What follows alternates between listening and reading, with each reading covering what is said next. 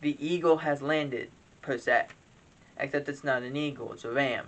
As Bobby Wagner signs a 5-year contract, $50 million with the Rams. It's worth up to $65 million. He won't play exactly for the 5 years. This is heavy incentive based. He'll probably play 2-3 years and then be released, and I will be brought back on a cheaper deal, or leave and go to somewhere else. That's usually how these things work with an aging player. But he's back in the NFL with his hometown team. Again, a lot of these teams, especially the Cowboys, did not try and make a play. Why would you do that? It makes no sense at all. And now you make the Rams even more overpowered. Frank Gore to sign a 1-year contract with the 49ers, then retire and join their front office. It's not fully known what he's going to be doing. I heard scouting. I could hear even a representative. I've heard all kinds of things, but he is going to sign with the 49ers on a one-day deal, then retire and become part of their front office. Frank Gore, 38 years old. I wish he would, if his son would have came in the NFL, he would have signed with the team who signed his son. I wish that would have happened so we could have had the first father and son running back duo. But unfortunately, that won't happen. Can we, and back to what I said in the previous video about player comparisons. Can we start with the Carson Wentz is better than the Dak Prescott conversation? This happened because Colin Cowherd wants to make this a thing all the time.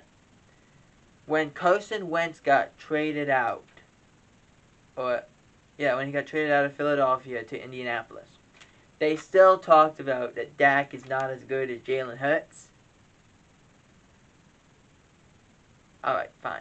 Even though Jalen Hurts had only played in like 5 games at that point.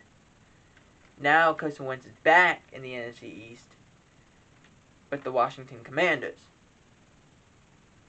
He still says Carson Wentz is better than Dak Prescott. At this point, why do you even have a show? At this point, go. Go to the corner. Go into the corner and stay there. You shouldn't have a show at this point. I understand you do this because you want publicity, you want clicks, you want this, you want that. I get it. But you shouldn't have a show. If you believe this, you shouldn't have a show. To me. Not because I'm a Cowboys fan, but I know Dak Prescott's better than Carson Wentz because Carson Wentz hasn't done anything.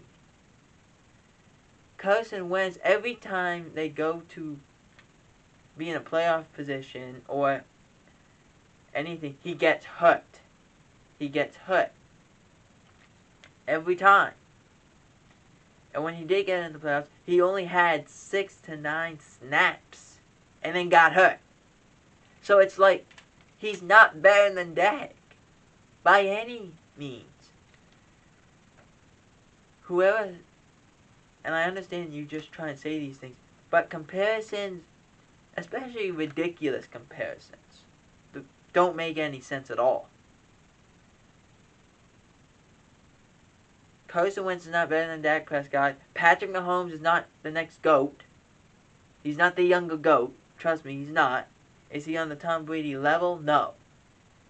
Is he really talented in the future of the NFL? Yes. But he's not Tom Brady GOAT status, not yet. Just like Brady was not Joe Montana status when he started. Same thing. He had some tendencies like Joe Montana. I think we confuse the two. He's not GOAT status until he actually is. We can't push him before he's there. Can we stop with the ridiculous comparisons between this player is better than this player when they're clearly not? Because you're just trying to get a rise out of people. Or say that this player is a Hall of Famer even though he has only played less than 5 years in the NFL. It's not how the world works. I'm sorry. 49ers used their option on Kyle Juszczyk, keeping the fullback through the 2025 season. He's probably the best fullback in the NFL. It's a good choice. The Raiders signed Nick Mullins to be the backup quarterback. Supposed to be in the Marcus Mariota role. Okay. Texans signed ex-Colt running back Marlon Mack. A good choice, I think. The Texans keep him in the AFC South, and I think it's a good choice. The Dolphins and Xavier Howard have agreed to a 5-year contract.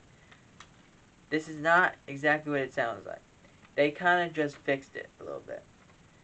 So he's going to get $51,691,177 in new money. That's all they're doing. It's basically a glorified restructure. That's all it is.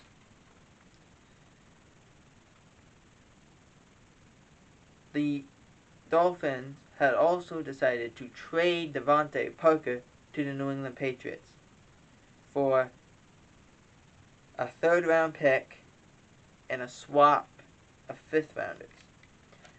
Why do you trade to your division? Doesn't make sense at all. If you do that, you do something similar like in the draft, because you know you could probably ask for more and they might give it to you, because they're going to have to. Similar thing here. You don't do it though with a player, a dominant player like Devontae Parker, who can be a big impact guy. But right now, Devontae Parker is a New England Patriot.